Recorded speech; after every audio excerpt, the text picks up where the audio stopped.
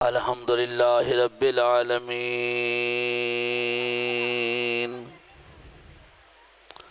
والعاقبۃ للمتقین والصلاة والسلام علی رسولہ الکریم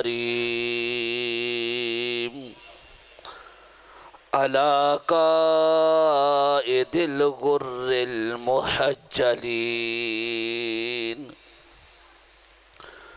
نبی الحرمین امام القبلتین وسیلتنا فی الدارین صاحب قاب قوسین محبوب رب المشرقین ورب المغربین جد الحسن والحسین مولانا ومولا الثقلین ابی القاسم محمد بن عبد اللہ نور من نور اللہ یا ایہا المشتاقون بنور جمالہ بلغ العلا بکمالہ کشف الدجا بجمالہ حسنت جمیع خصالہ صلو علیہ وآلہ واصحابہ واہل بیتہ واولیاء امتہ وعلماء ملتہ اجمعین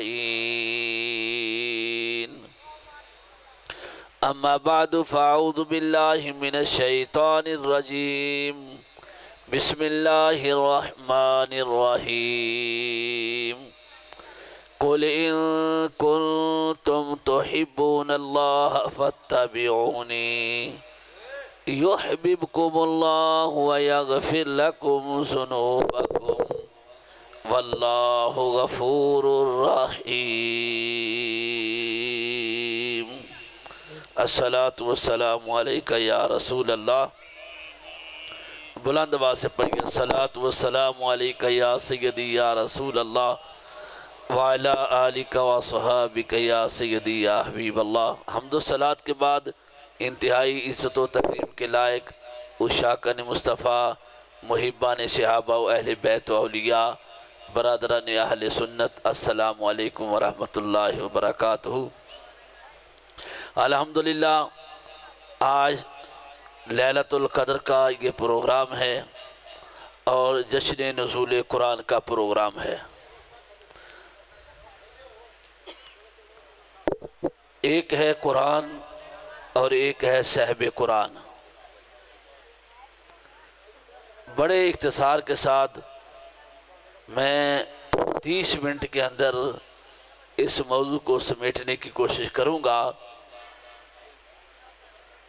کہ جب تک صاحب قرآن کی سمجھ نہ آئے قرآن کی سمجھ نہیں آتی اور صاحب قرآن کی سمجھ کے لیے اللہ تعالیٰ نے قرآن مجید فرقان حمید کے اندر فرمایا ہے کہ قل ان کنتم تحبون اللہ اگر تم اللہ سے محبت کرنا چاہتے ہو تو اے میرے محبوب صلی اللہ علیہ وسلم آپ ان لوگوں سے فرمائیں فاتبعونی یہ لوگ آپ کی اتباع کریں آپ کی پیروی کریں آپ کے نقش قدم پر چلیں آپ کی ہر ادا کو اپنائیں جب ان کے اندر یہ ملکہ پیدا ہو جائے گا تو یحببکم اللہ اللہ پھر ان بندوں کو اپنا پیارا بنا لے گا شرط یہ ہے کہ پہلے میرے حبیب کو پیارا بنائیں اور پھر اللہ خود بخود ان کو اپنا پیارا بنا لے گا محبت کرنا شروع کر دے گا نتیجہ کیا نکلے گا کہ جب اللہ تبارک و تعالی محبت کرنا شروع کر دیتا ہے کسی بندے سے وَيَغْفِرْ لَكُمْ ذُنُوبَكُمْ تو پہلے نمبر پہ اس کے گناہ معاف کرتا ہے بندے کی خطائیں معاف کرتا ہے پھر وہ اعلان کرتا ہے واللہ غفور رحیم اور لوگوں گھبرانا نہیں جو بھی مصطفیٰ سے محبت کرے گا اللہ غفور ہے، اللہ رحیم ہے، وہ بخش دے گا، رحمت بھی کرنا شروع کر دے گا۔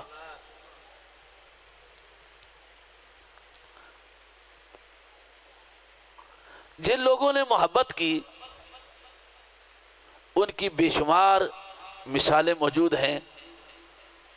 ہمارے لیے گو وہ محبت کرنا بہت مشکل ہے، بہت مشکل ہے، جس طرح ان پاک لوگوں نے نبی علیہ الصلوۃ والسلام سے محبت کی. ہم تو صرف دعویٰ کرتے ہیں محبت کا، اور اس پر عمل ہمارا کوئی نہیں. عمل تب ہوگا جب محبت کے اندر صدق ہوگا، محبت کے اندر اخلاص ہوگا، محبت کے اندر خلوص ہوگا، محبت کے اندر جب انسان اپنی ہر چیز کو قربان کرنے کی صلاحیت رکھتا ہو تو تب محبت کے اندر انسان صادق اترے گا.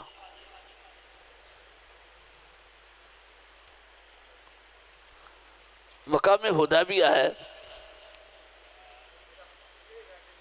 رسول اللہ صلی اللہ علیہ وسلم عمرہ کرنے کے لیے تشریف لے گئے.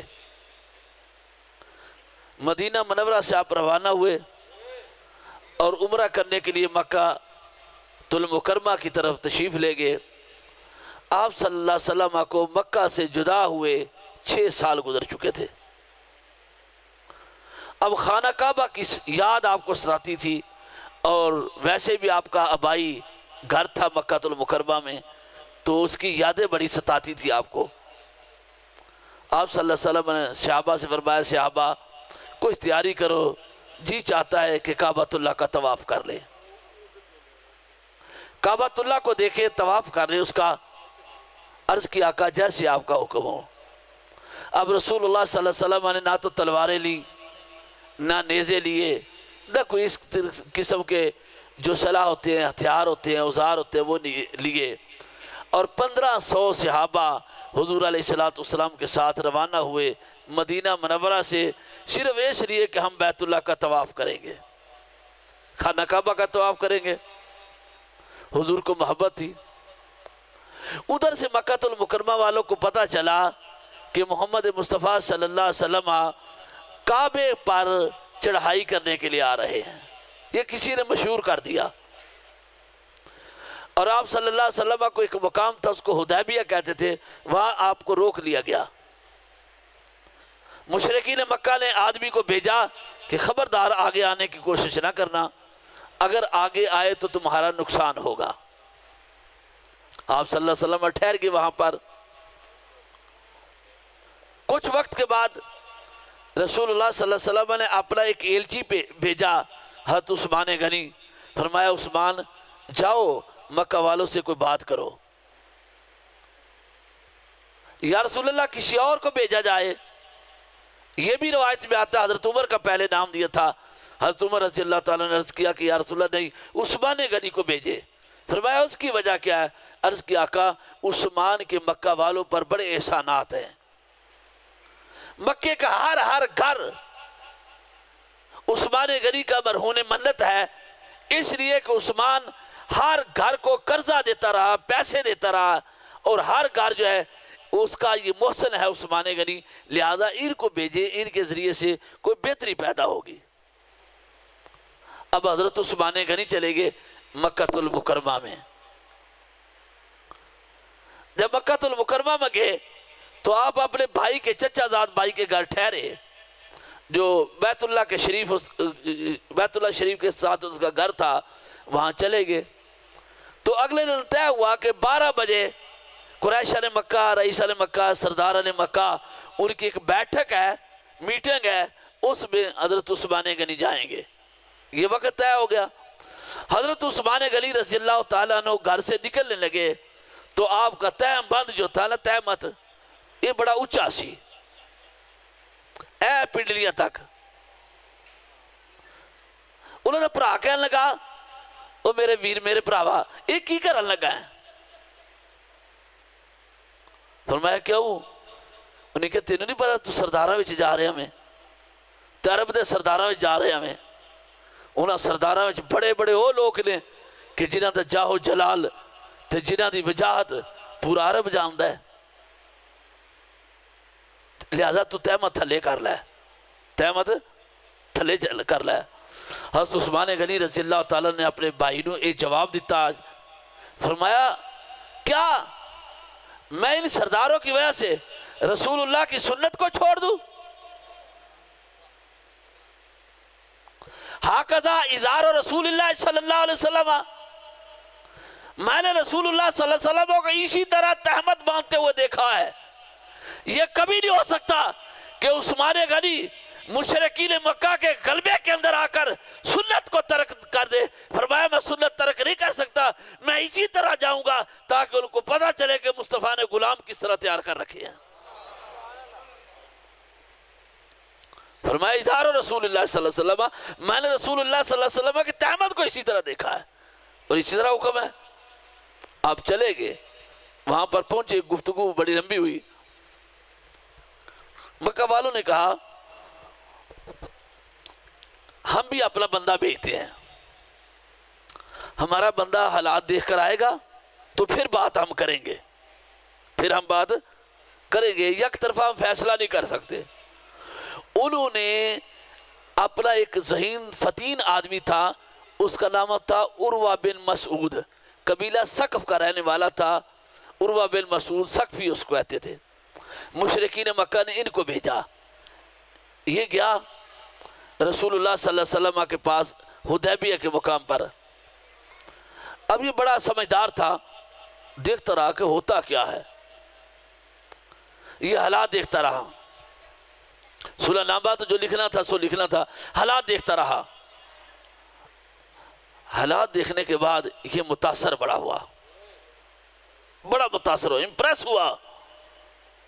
دل میں خیال اس کے آیا، سوچنے لگا کہ میں مشرکین مکہ سے کہوں گا کہ خبردار محمد مصطفیٰ کی مخالفت نہ کرو۔ پھر وہ مجھ سے دلائل پوچھیں گے کہ کیا وجہ ہے کہ ہم مخالفت نہ کریں۔ تو عروہ بن مسعود ثقفی کہنے لگا تنخم نخامۃ الا وقعت فی کف رجل منہم فدلک بہا وجہہ وجلدہ۔ یہ گفتگو کرنے کے بعد واپس مکہ میں آیا، مکہ کے سردار بیٹھے ہوئے تھے، رئیسان مکہ بیٹھے ہوئے تھے، قریشان مکہ بیٹھے ہوئے تھے، مشرکین مکہ بیٹھے ہوئے تھے، مکہ کے چودھری لوگ بیٹھے ہوئے تھے خانہ کعبہ کے اندر۔ اس نے کہا او چودھریو، اور رئیسان مکہ، خبردار محمد صلی اللہ علیہ وسلم کو نہ روکو، ان کو نہ روکو۔ پوچھا کیوں؟ کہنے لگا تم سے ایک بات کہنا چاہتا ہوں، وفات تو الہ کیسرا و کسرا و نجاشیہ، تمہیں معلوم ہے کہ تم مجھے مختلف علاقوں مختلف بادشاہوں کے پاس اپنا سفیر بنا کر بھیجتے تھے، میں کیسر کے پاس بھی جاتا رہا، میں دنیا کی بڑی طاقت کسرا کے پاس بھی جاتا رہا، میں نجاشی کے پاس بھی جاتا رہا، لیکن مجھے قسم ہے رب ذوالجلال کی، جو ادب جو احترام میں نے بارگاہ مصطفیٰ میں دیکھا ہے وہ کسی کے درباریوں کے اندر اس طرح کا ادب نہیں دیکھا۔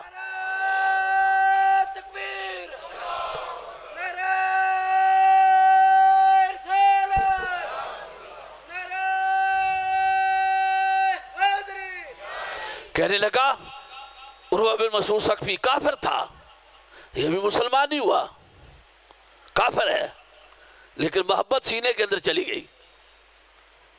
کہنے لگا اے مکے کے سرداروں، محمد مصطفیٰ کی مخالفت نہ کرو، اگر ان کا دین غالب آ گیا پھر بھی تمہاری عزت ہوگی، اگر محمد مصطفیٰ عرب کا فاتح بن گیا پھر بھی مکہ والا تمہاری عزت ہوگی، بیٹا تو تمہارا ہے، نہ مخالفت کرو۔ انہوں نے کہا کہ ہمیں کوئی بات بتا کہ تو دیکھ کر کے آیا ہے، تو وہ کہنے لگا تنخم نخامۃ الا وقعت فی کف رجل منہم، میں نے دیکھا کہ محمد مصطفیٰ صلی اللہ علیہ وسلم نے تھوک مبارک پھینکا، لعاب دہن مبارک پھینکا، ہو جاتا ہے ایسے، ضرورت ہوگی، پھینکا تھوک۔ کہنے لگا مجھے قسم ہے لات منات عزا حبل کے خدا کی مجھے قسم ہے، میں نے دیکھا کہ 1500 آدمی تھے وہ 1500 آدمی مصطفیٰ کے تھوک کو لینے کے لیے لڑ رہے تھے.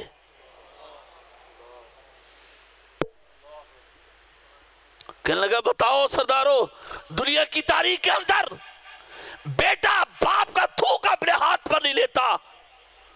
دنیا کی تاریخ کے اندر، عرب کی تاریخ کے اندر بیٹی باپ کا تھوک لے کر چہرے پر نہیں ملتی. لیکن ان کے اندر میں نے جو لوگ دیکھے ہیں وہ بتاؤں کون کون سے تھے. انہوں نے کہا محسن مکہ ابو بکر صدیق بھی تھا. اس نے کہا مکے کا جری دلیر بہادر شجاع آدمی عمر فاروق بھی تھا، عمر بھی تھا. اس نے کہا وہ تھوک لینے والوں میں نے دیکھا کہ خدا کا شیر جس کو علی کہتے ہیں، جس سے ہر چیز کانپتی ہے، میں نے دیکھا وہ بھی تھا. ہاتھ پھیلا رہے تھے، ہاتھ پھیلا رہے تھے. اب 1500 بندے کو تو وہ تھوک نہیں ملنا. تھوک کتنا ہوگا؟ وہ لعاب دہن کتنا ہوگا؟ وہ تھوڑا سا ہوگا. 1500 آدمی ایک بہت بڑا جسا ہوتا ہے، ایک جمع غفیر ہوتا ہے لوگوں کا. اب دیکھیں یہاں 100-200 آدمی بیٹھا ہو تو کتنے لگتے ہیں؟ تو 1500 بیٹھ جائے. جمعے پہ 1000 آدمی ہوتا، باہر اندر اوپر نیچے، تو آپ کیلکولیشن کر کے دیکھیں تو تقریباً میرا خیال 1000 کے لگ بھگ ہوگا. تو 1500 آدمی بڑی تعداد ہوتی ہے. اب جس شخص کے ہاتھ پر وہ تھوک لگ گیا رسول اللہ صلی اللہ علیہ وسلم، وہ تو لگ گیا، لیکن جس کے ہاتھ پر آپ صلی اللہ علیہ وسلم کا لعاب دہن گرا، دوسرے بندے نے اس کے ہاتھ کے ساتھ ہاتھ لگا لیا. یہ ہاتھ لگتا رہا، کسی کو ملا یا نہ ملا، نسبت کی بنا پر فَدَّلَكَ بِهَا وَجْهَهُ، وہ حضور کا تھوک اپنے چہرے پر ملتے رہے. دالا کا ملنا، اس طرح رگڑنا، اس کو دلک کہتے ہیں عربی میں. فدالا کا، وہ چہرے پر وجہ، وہ اپنے چہروں پر رگڑتے رہے. کیا؟ مصطفیٰ کریم کے تھوک کو. یہ محبت ہے، یہ صاحب قرآن کی محبت ہے. میں پوچھتا ہوں دنیا کی تاریخ کے اندر بڑے بڑے پیارے لوگوں کو ہوتے ہیں، بڑے بڑے لاڈلے ہوتے ہیں. کبھی ایسا ہوا ہے کہ باپ نے اپنے لاڈلے بیٹے کا تھوک اپنے چہرے پہ ملا ہو؟ کبھی ایسا ہوتا ہے کہ باپ کا تھوک ہو، بیٹا سمجھدار ہو اور بیٹا وہ تھوک ملے چہرے پر؟ بلکہ ملنا تو بڑی دور کی بات ہے، تھوک سے لوگ کراہت محسوس کرتے ہیں، کہتے ہیں یہ مکروہ ہے، یہ مکروہ ہے. ہنڈیا میں گر جائے لوگ ہنڈی نہیں کھاتے، کہتے ہیں یہ مکروہ ہے، دھو لو اس کو. لیکن حدیث ہے، فرمایا فَدَّلَكَ بِهَا وَجْهَهُ وَجِلْدَهُ، جب چہرے پر ملا تو پھر اپنے پورے جسم پر انہوں نے ملنا شروع کر دیا. لاؤ اس طرح کی محبت والے لوگ. وہ انقلاب ایسے نہیں آ گیا تھا، وہ چند لوگوں نے پوری عرب کی زمین کو ایسے نہیں فتح کر لیا. وہ چند صحابہ نے بدر کو ایسے نہیں فتح کر لیا. ان چند صحابہ نے احد و حنین کو ایسے نہیں فتح کر لیا. ان چند صحابہ نے خیبر کو ایسے نہیں فتح کر لیا. ان چند صحابہ نے تبوک کا 1,00,000 آدمی کے ساتھ صرف 10 آدمی ٹکر لے رہا ہے، وہ ایسے نہیں ہو گیا. کہاں بھائی 1,00,000 آدمی، کہاں 10,000 آدمی یا 10 آدمی؟ ہے مقابلہ کوئی؟ کہاں بھائی 313 اور کہاں 1,000 آدمی جن کے پاس تلواریں ہیں، سرے ہیں، نیزے ہیں، بھالے ہیں، پورا اسلحہ موجود ہے، اور ادھر 8 گھوڑے ہیں، صرف 6 تلواریں ہیں. اللہ اکبر کبیرہ. 6 تلواروں سے اتنی بڑی طاقت سے لڑائی ہو رہی ہے، اور مکہ کے جری بہادروں سے لڑائی ہو رہی ہے. مسلمانوں کے پاس تو صرف 6 تلواریں تھی. پڑھے آپ سیرت کو، اسی اتنا بڑا مقابلہ ہو رہا ہے. بھائی ان کو تلواروں کی ضرورت نہیں تھی، ان کو نیزوں کی ضرورت نہیں تھی، ان کو بھالوں کی ضرورت نہیں تھی، ان کو ڈھالوں کی ضرورت نہیں تھی. ان کے سینہ کے اندر حضور کا عشق، حضور کی محبت تھی، ایمان پختہ تھا۔ وہ تو کہتے ہیں حکم دو آقا ہم سمندر کے سینے چیر دیتی ہیں۔ یہ تو بندے کچھ بھی نہیں، یہ 1000 بندہ تو کچھ بھی نہیں۔ کئی صحابہ کھڑے ہوئے، عرض کی آقا علیہ السلام سے مدینہ منورہ کے اندر ہی، عرض کی آقا ہماری طرف سے مت گھبرائیے، ہم وہ نہیں موسیٰ علیہ السلام کی طرح فَقَاتِلَا إِنَّا هَا هُنَا قَائِدُونَ، اے موسیٰ تو اور تیرا خدا لڑے۔ عرض کی آقا نہیں، ہم ابو بکر ہیں، ہم عمر ہیں، ہم علی ہیں، آپ کے غلام ہیں، رب ذوالجلال کی قسم، آپ کی عزت کی قسم، آپ حکم دیں یہ دریا، یہ سمندر ہے، اس میں کودو، ہم پانی کی گہرائی کو نہیں دیکھیں گے، تیراکی آتی ہے یہ نہیں، ہم مصطفیٰ کے حکم پر کود جائیں گے۔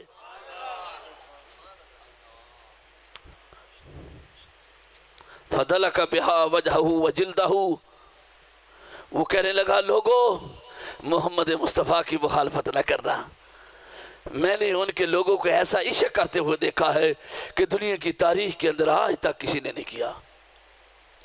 میں نے آج تک کسی کے درباریوں کو نہیں دیکھا وہ اس طرح کرے جس طرح محمد مصطفیٰ کے درباری کر رہے تھے۔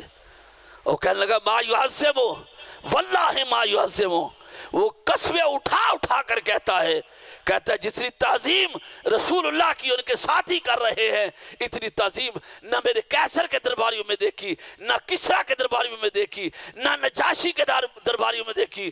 یہ دنیا کی بڑی طاقتیں تھی، لیکن میں قربان جاؤں جو میں نے ادب، احترام اور محبت مصطفیٰ کے درباریوں میں دیکھا ہے۔ اے مکہ کے لوگوں نہ روکو ان کو، اگر محمد حکم دے تو وہ کعبے کو اکھاڑنے کی طاقت بھی رکھتے ہیں۔ ان کا تو یہ نظریہ ہی نہیں۔ انہوں نے کہا، ان کے دماغ کے اندر ایک بات آگئی مکہ والوں سے، وہ کہنے لگے بات تیری ٹھیک ہے، بات تیری ٹھیک ہے کہ اسی طرح ادب و احترام ہوگا، تو نے آج تک جھوٹ نہیں بولا جب بھی ہم نے تمہیں سفیر الچی بنا کر بھیجا ہے، کوئی اور بات بتا۔ تو بخاری شریف کی حدیث ہے، مسلم نے بھی اس کو روایت کیا ہے، اس نے کہا اذا توضع قادو یقتتلون علی وضوئہ۔ عروہ بن مسعود کہنے لگا آؤ ایک اور بات بتاتا ہوں، محمد کی غلامی کے اندر کیا کمال رکھا ہے، غلامان مصطفیٰ کی شان کیا ہے۔ حضور کی غلامی کا جو پٹکا اپنے گلے میں پہن لیتا ہے، دنیا کی کوئی طاقت، کوئی قوت اس کو زیر نہیں کر سکتی، اللہ اس پٹکے کے صدقے انہی کو غلامی میں کامیابی عطا فرماتا ہے۔ کہنے لگا اذا توضع قادو یقتتلون علی وضوئہ، میں نے دیکھا کہ رسول اللہ صلی اللہ علیہ وسلم نے، محمد بن عبداللہ نے ان کو ضرورت پڑی وضو کرنے کی، کوئی عبادت انہوں نے کرنی تھی اپنی، وضو کرنے کی ضرورت پڑی، حکم دیا کہ پانی لایا جائے، پانی لایا گیا، رسول اللہ وضو کرنے لگے۔ جب آپ وضو کرنے لگے تو آپ کا جو غسالہ تھا، جس کو ہم مائع مستعمل کہتے ہیں، استعمال شدہ پانی جو گرتا ہے، قطرے گرتے ہیں، یا غسالہ کہتے ہیں جس سے دھویا جاتا ہے جسم کو، وہ پانی تھا۔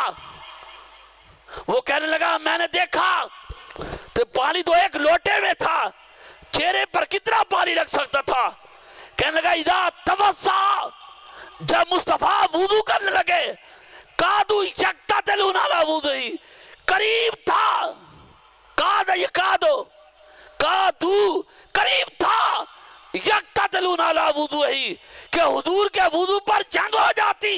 ہر بندہ کہتا تھا یہ پانی غسالہ مائع مستعمل مجھے ملنا چاہیے، ارے کسی کو ملا یا نہ ملا، لڑائی کا سما تھا۔ میں نے دیکھا محمد سے اس طرح وہ محبت کر رہے تھے۔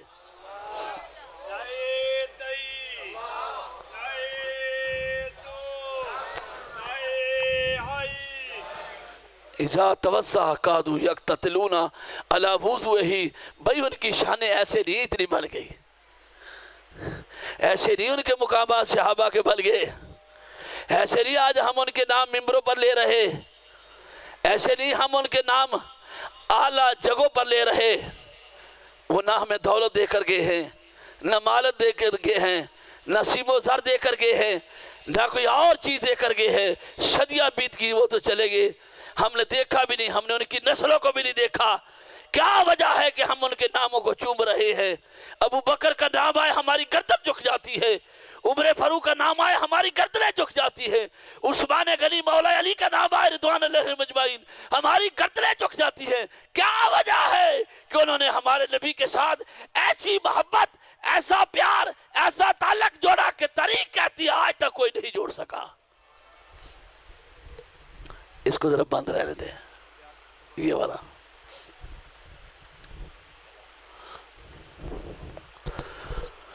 اس نے کہا کوئی اور بات بتاؤ، یہ باتیں سننے والی ہیں، ان سے ایمان بڑھتا ہے، ایمان بڑھتا ہے، مسلمان کا ایمان بڑھتا ہے، ایمان کو جلا ملتی ہے، ایمان کو تازگی ملتی ہے، ایمان بڑھتا ہے ان پاک لوگوں کا نام سننے سے۔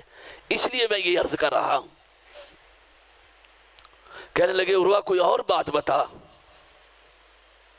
اس نے کہا میں نے ایک اور چیز ان کے اندر دیکھی، ان کے درباریوں کے اندر، وَمَا يُحِدُّونَ إِلَيْهِ النَّظْرُ تعظیم اللہ۔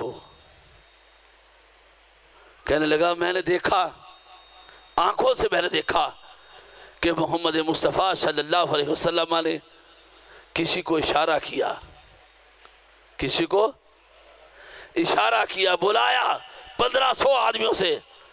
کہنے لگا میں نے دیکھا وہ تعظیم کی خاطر ہر بندہ دوڑ رہا تھا، سبقت لینے کی کوشش کر رہا تھا، شاید میرے آقا میرے نبی نے مجھے حکم دیا ہو، وہ بھاگ رہا تھا۔ کہنے لگا 1500 آدمیوں کی دڑکی لگتے ہوئے میں نے دیکھا محمد مصطفیٰ کی آواز پر کس طرح دوڑ لگا رہے ہیں۔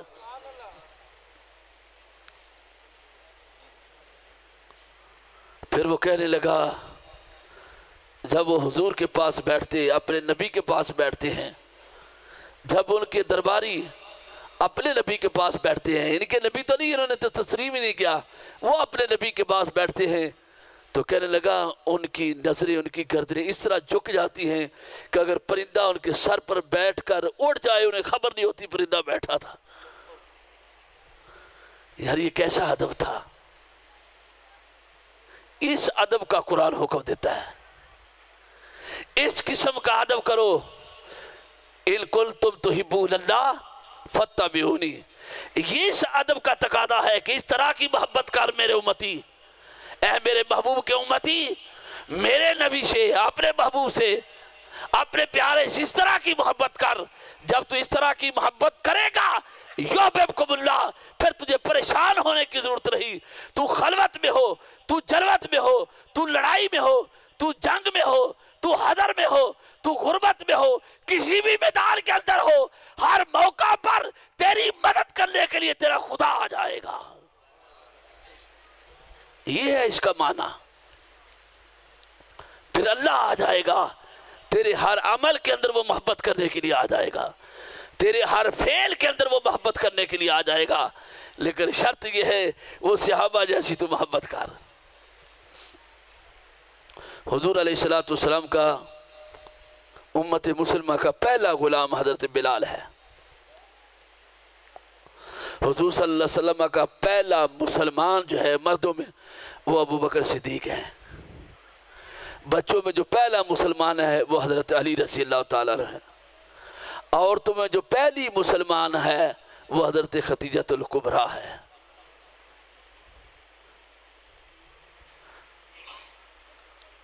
اور غلاموں میں جو پہلا غلام مسلمان ہے وہ حضرت زید بن حارثہ ہیں۔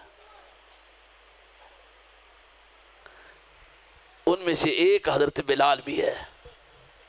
یہ پہلا ہے، یہ کافر کا غلام ہے اور پہلا مسلمان ہے غلاموں میں۔ یہ حبشہ کے رہنے والے ہیں، کئی مرتبہ یہ مکہ کی منڈی کے اندر فروخت ہوئے تھے، اس وقت بکتے تھے غلام تو یہ خریدے گئے۔ اس کو جو خریدا گیا ایک بھاری قیمت دے کر خریدا، خریدار کا نام تھا امیہ بن خلف، یہ مکے کا سردار تھا، اس نے خریدا اس کو۔ کہنے لگا یہ حبشہ کا رہنے والا مضبوط اعصاب کا مالک ہے. ابھی آپ نے حبشی لوگ دیکھے ہوں گے, مضبوط اعصاب کا مالک ہے, بڑا ہمت والا ہے, کام اچھا کرے گا. بولی لگی مکہ المکرمہ کی منڈی کے اندر, لوگ بولی دیتے رہے, لیکن اس نے زیادہ بولی دے کر حضرت بلال کو خرید لیا کہ یہ میرا کام بہتر کرے گا. اب جب ان کو خریدا گیا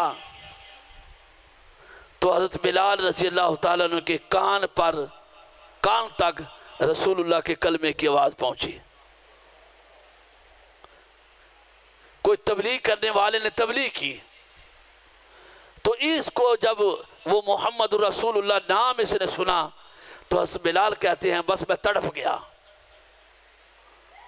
میں نے کہا ساری زندگی بلال تو نے غلامی میں گزار دی, اتنا اعلیٰ نام تو نے پہلی دفعہ سنا ہے آج. یہ بڑا اعلیٰ عرفہ نام ہے کہ محمد رسول اللہ تیرے کان میں آیا ہے. اب تیرا جینا مرنا محمد رسول اللہ کے لیے ہونا چاہیے. غلامی کی زنجیریں کٹ جائیں, غلامی کے توق ٹوٹ جائیں, غلامی کی وہ رات, تاریک رات, اندھیری رات اب ختم ہو جائے تو محمد رسول اللہ پر تجھ پر اجالے کا آنا شروع ہو جائے گا. کہتے مجھے امیہ خرید کر لے گیا. امیہ مجھے کہنے لگا کہ بلال لات منات عزا حبل کا ذکر کریں, ان کا ذکر کریں. یہ بلال جواب دیتا ہے, کہتا نہیں لات منات عزا حبل کا ذکر نہیں کرنا, ہم محمد رسول اللہ کا ذکر کرتے ہیں. اس نے کہا یہ کیسی بات کر رہا تو, وہ تو یتیم ہے مکے کا, وہ غریب ہے مکے کا, وہ بے سہارا ہے مکے کا. تجھے معلوم نہیں 3 سال تک ہم نے اس کو قیدی بنایا تھا شیب ابی طالب کے اندر, ہم نے اس کا سوشل بائیکاٹ کیا تھا, اس کو کوئی پانی نہیں دے سکتا تھا, کوئی روٹی نہیں دے سکتا تھا, وہ اتنا کمزور ہے. اس نے کہا کمزور ہے یا نہیں ہے, اس نام کے اندر لذت, کیف, سرور اتنا ہے جب محمد رسول اللہ کہتا ہوں تو میرے 14 طبق روشن ہو جاتے ہیں.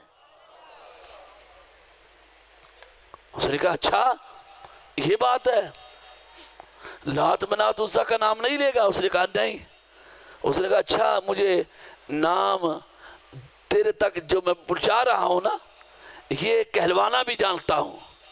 دوپہر کا وقت ہوتا ہے, نصف النہار کا وقت ہوتا ہے, وہ امیہ سردار مکے کا اپنے اباش گنڈوں سے کہتا ہے یہ نوجوان جو بلال لڑکا ہے, خوبصورت حسین و جمیل, رنگ تو کالا ہے لیکن مضبوط اعصاب کا مالک, اس کو ریت پر لٹاؤ. عرب کی تپتی ہوئی ریت ہوتی ہے, دوپہر کا وقت ہوتا ہے, سورج سر پہ کھڑا ہوتا ہے, نصف النہار کا وقت ہوتا ہے, اس کو لٹاؤ اس ریت پر. لٹا دیا. کیا حکم ہے جی؟ یہ پتھر ہے ایک گرم پتھر, اس گرم پتھر کو اس کے سینے پر رکھو. رکھ دیا. اب کیا حکم ہے جی؟ امیہ کے نوکر پوچھتے ہیں, کہنے لگا اب اس کے پاؤں پہ رسیاں ڈالو اور اس کو ذرا کھینچو اس تپتی ہوئی ریت پر. اس کے نیچے وہ وٹے رکھو, نوکدار پتھر رکھو, وہ کینکریاں رکھو, اب کھینچو اس کو. کہنے لگے یہ کوئی ارشادی سلوک ہے, ہم اس کو کھینچے؟ اس نے کہا نہیں میرا حکم ہے کھینچو. پوچھ لگے کیوں کھینچے؟ کہنے لگا اس لیے کھینچو کہ یہ لات منات عزا کو چھوڑ کر محمد رسول اللہ کہتا ہے, کھینچو. ان نوکروں نے کہا, وہ کھینچ رہے, اباش گنڈے وہ کھینچنا شروع ہو گئے. دوپہر کا وقت تھا, دل گزرتے گئے, مختصر کرتا ہوں. ایک دن ایسا اتفاق ہوا کہ رسول اللہ باہر جا رہے تھے, مکہ المکرمہ سے باہر امیہ کے ڈیرے کے پاس سے جا رہے تھے. اس کا ڈیرہ باہر تھا مکہ سے, جیسے ڈیرے پہلے ہوتے تھے, اس کے پاس سے جا رہے تھے. تو امیہ کے نوکر, امیہ کے ملازم, امیہ کے گنڈے ایک نوجوان کو مارتے ہیں. جب مارتے ہیں تو اسے کہتے ہیں کہ لات منات عزا, تو وہ کہتا ہے میں محمد رسول اللہ کہوں گا. حضور کی توجہ کا مرکز بن گیا. فرمایا یہ کون ہے؟ اسے مار پڑ رہی ہے اور یہ میرا نام لے رہا ہے. تعجب تو ہوتا ہے نا بھائی, تعجب تو ہوتا ہے. ابھی تو مسلمانوں کی تعداد ہی کوئی نہیں تھی. گزرتے ہیں, رسول اللہ صلی اللہ علیہ وسلم نے دیکھا, اسے کچھ نہیں کہا, امیہ کو کچھ نہیں کہا, واپس تشریف لے آئے. فرمایا ابو بکر جاؤ امیہ سے پوچھو, اس کے پاس ایک لڑکا ہے, رنگ کا وہ کالا ہے, وہ میرا نام لیتا ہے, وہ میرا نام لیتا ہے, اور میرے نام پر اس کو مار پڑتی ہے, اتنی مار پڑتی ہے کہ مار مار کر میں نے دیکھا اس کو بے ہوش کر دیا جاتا ہے. اس امیہ سے پوچھو کہ یہ لڑکا تو نے بیچنا ہے؟ حضرت ابوبکر صدیق کہتے ہیں میں گیا, میں نے امیہ سے کہا, ویسے میری واقفیت تھی, لیک سلیک تھی, میں بھی کھاتا پیتا آدمی تھا, وہ بھی مکے کا ایک سردار تھا. میں نے کہا امیہ, کہنے لگا ابوبکر کیا بات ہے؟ یہ جو لڑکا ہے تیرے پاس جس کو مارتا ہے تو دوپہر کے وقت سنا ہے, اس کو تو نے بیچنا ہے؟ کہنے لگا اس کو بیچنا نہیں, اس کو میں نے سزائیں دینی ہے. پوچھا کیوں سزا دیتا ہے تو؟ کہنے لگا یہ نمک میرا کھاتا ہے, زر خرید میرا ہے, غلام میرا ہے, اور نام محمد کا لیتا ہے. فرمایا اچھا اگر میں کہوں بیچ دے تو بیچ دے گا؟ اس نے کہا جتنی میں قیمت مانگوں اتنی دے دے گا. سیدنا صدیق اکبر نے کہا ہاں میں دے دوں گا, بھیج دے گا؟ اس نے کہا ہاں بھیج دوں گا. حضرت ابوبکر کہتے ہیں میں رسول اللہ کے پاس واپس آیا, میں نے عرض کی آقا بات ہو گئی ہے. وہ کہتا ہے میں بیچ دوں گا, یہ برتا یہ لڑکا بیچ دوں گا, فروخت کر دوں گا. آپ فرمائیے کیا حکم ہے؟ فرمایا ابو بکر جا اس کو خرید, لیکن خریدنا ایسے نہیں, خریدار میں بنتا ہوں, پیسے میرے ہوں گے, سودا تیرا ہوگا, اس کو خرید کر لا. عرض کی آقا جو میرے پاس پیسے ہیں وہ بھی تو آپ کے ہیں, میری جان بھی آپ کی ہے, میرا سرمایہ بھی آپ کا ہے, میری اولاد بھی آپ پر قربان ہے, ہر چیز آپ پر قربان ہے. فرمایا نہیں ابو بکر اس طرح نہیں. عرض کی آقا میں خریدنا چاہتا ہوں. فرمایا سودا اتنا ستھرا ہے, اتنا اعلیٰ ہے, عرفہ ہے, میں چاہتا ہوں کہ دو سوداگر بن جائیں, ایک ابو بکر تو بن جا, دوسرا محمد خریدار بن جائے. اگر کمی واقعہ ہوگی تو مجھے یاد کر لینا, درم و دینار میں خریدنے کے وقت مجھے یاد ضرور کر لینا, میں خریدار ہوں. ابو بکر کہتے ہیں میں چلا گیا. جب میں گیا تو میں نے کہا امیہ مانگ کتنے پیسے مانگتا ہے؟ اس نے خطیر رقم مانگی. عرب کے اندر اتنا مہنگا آج تک کوئی غلام نہیں بکا تھا, کوئی لڑکا فروخت نہیں ہوا تھا. خطیر رقم, بہت رقم مانگی. ابو بکر اس کا خیال یہ تھا کہ یہ ابو بکر خرید نہیں سکے گا. سیدنا صدیق اکبر نے اپنی جیب میں ہاتھ ڈالا, نکالا, فرمایا لے امیہ جتنے تو مانگتا ہے اتنے گن لے, یہ ساری رقم موجود ہے. ابو بکر کہتے ہیں میرے پاس اتنی رقم نہ تھی جتنی اس نے مانگی, اپنی منہ مانگی قیمت. ادھر رسول اللہ کی کمک اور محنت تھی. فرمایا تھا ابو بکر گھبرانا نہیں, تیرا کام ہاتھ ڈالنا ہے جیب میں, برکت ڈالنا یہ مصطفیٰ کا کام ہے.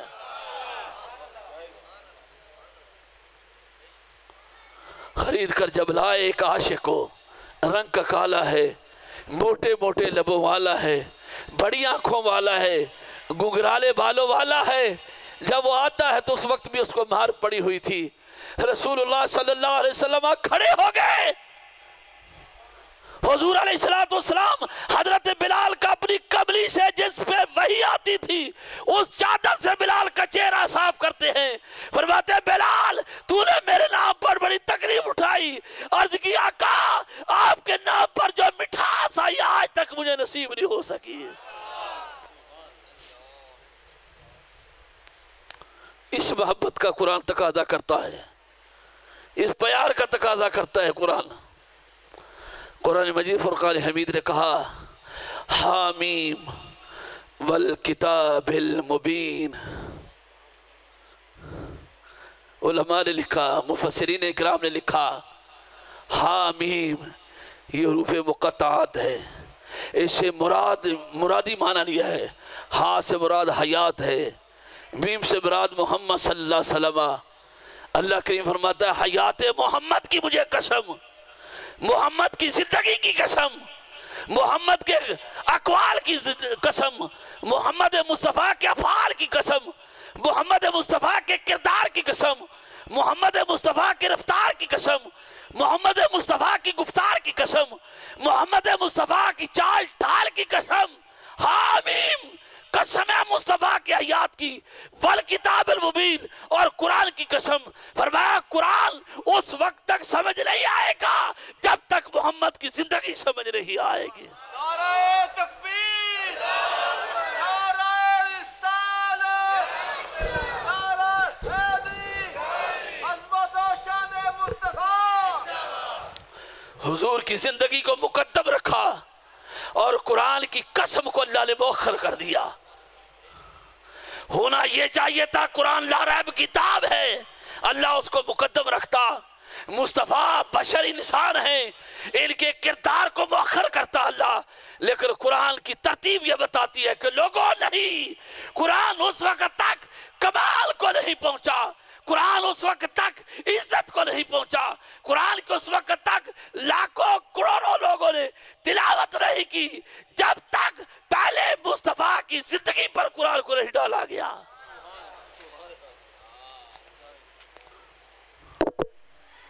اصول یہ تھا، کتابوں کا مطالعہ کریں کہ جب